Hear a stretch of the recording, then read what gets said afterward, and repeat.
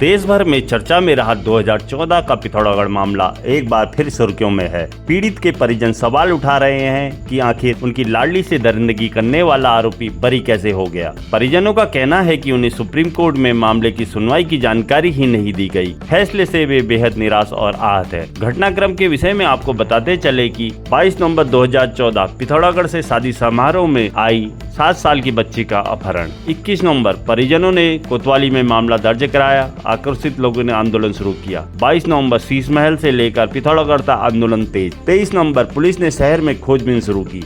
25 नवंबर झाड़ियों में बच्ची का शव मिला। 27 नवंबर एसटीएफ ने मुख्य आरोपी को पंजाब से गिरफ्तार किया। 29 नवंबर आरोपी को कोर्ट में पेश किया गया। परिजनों और ग्रामीणों ने जमकर विरोध किया। 11 नवंबर 2016 को पिथौरागढ़ कोर्ट ने आरोपी को फांसी की सजा सुनाई, लेकिन अब सुप्रीम कोर्ट में केस पहुंचने के बाद आरोपी बरी हो गया। परिजन कहते हैं, हमें इंसाफ नहीं मिला, हमें तो सुनवाई की जानकारी तक नहीं दी गई।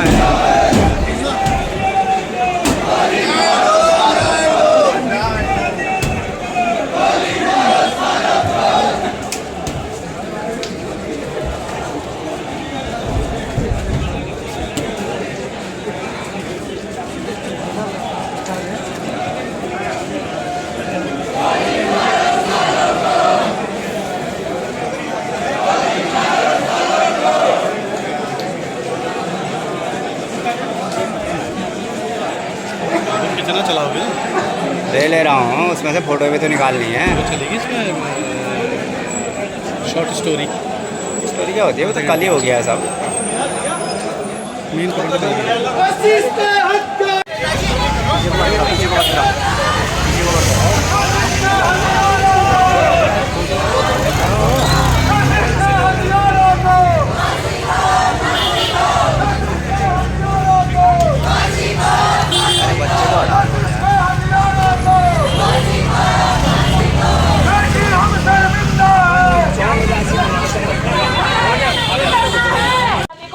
दिखाएंगे। इस मुहिम के साथ हम आगे चले हैं। सभी का स्वागत है, अभिनंदन है, दिल से आभार है। लेकिन मैं मातृशक्ति से कहना चाहूंगी, सबसे पहले हम जब जन्म लेते हैं ना, तो किसी की घर बेटी जन्म लेती है, संख्या से बड़ा दिल राहुत हुआ। मुझे लग रहा था यहाँ पिथौरागढ़ की हर एक जागरूक बेटा जो कैमरा लेकर के खड़ी रहती है, उनका मामला है क्या है? इसमें एक तो सुप्रीम कोर्ट से हमें कोई वो नहीं बताया कि ये केस सुप्रीम कोर्ट पहुंच गया आपका, और ये डिसीजन आने के बाद हमें ये भी नहीं पता चला कि डिसीजन इतना गलत है। हमें यही है कि सरकार से दोबारा रिव्यू कराना है और अपना एक पर्सनल वकील रखने की अनुमति।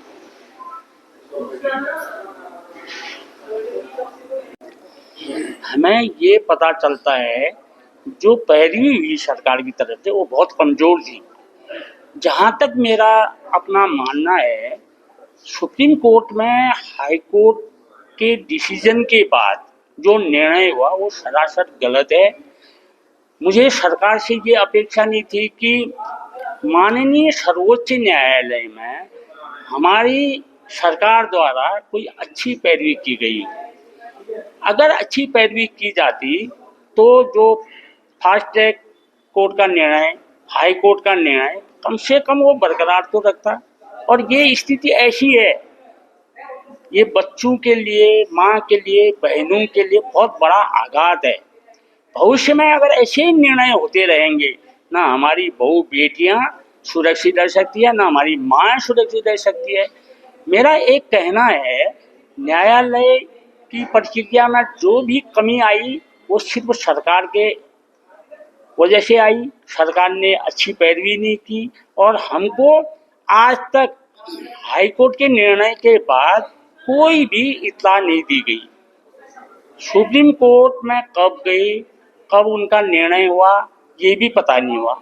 हमको तब पता चला समाचार पत्रों के माध्यम से, जब हमने पढ़ा कि इसमें जो है मुख्य अभियुक्त बरी हो गया।